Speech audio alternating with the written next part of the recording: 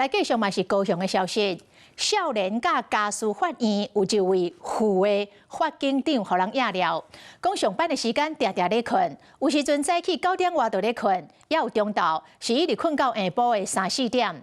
講這款的狀況已經10多年啊。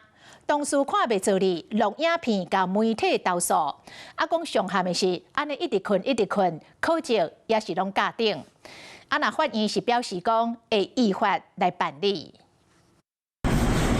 摕佇腋下烏困甲真落眠，有人看開嘛唔知影，佮困甲會寒。扣翕的是受賄法警，是高雄少年和家事法院姓黃的副法警長，常常佇咧上班時間烏困，而且唔管透早或者是下晡，常常攏佇咧困。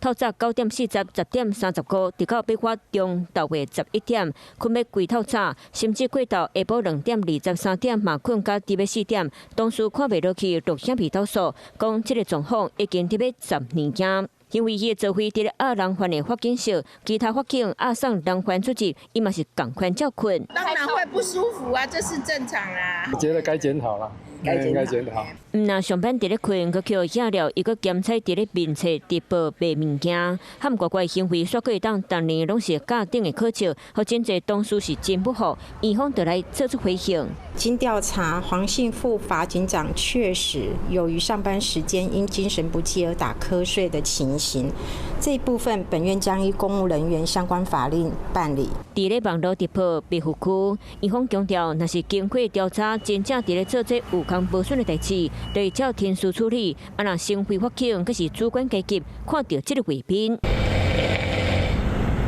上班困甲佇咧寒，佮寒甲親像佇咧等雷公，或者民眾攏感覺安尼歹看。